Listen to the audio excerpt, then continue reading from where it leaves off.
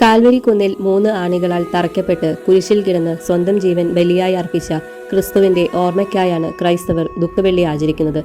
യേശു കുരിശു ചുമന്ന് കാൽവരി കുന്നിലേക്ക് സ്വയം മരണത്തിലേക്ക് നടന്നെടുത്തത് മാനവകുലത്തിന്റെ രക്ഷയ്ക്ക് വേണ്ടിയായിരുന്നു. മനുഷ്യകുലത്തിന്റെ പാപങ്ങൾ സ്വയം ഏറ്റെടുത്ത് യേശു മുൾക്കിരീടം ചൂടിയതും ചാട്ടവാറടിയേറ്റതും 136 കിലോയോളം തൂക്കമുണ്ടായിരുന്ന കുരിശ് സ്വയം തോളിലേറ്റി ഗാഗുൽത്ത മലയിൽ നിന്നും തുടങ്ങിയ യാതനകളുടെ ഭാരം വഹിച്ചതും എല്ലാം മാനവർക്കു വേണ്ടിയായിരുന്നു.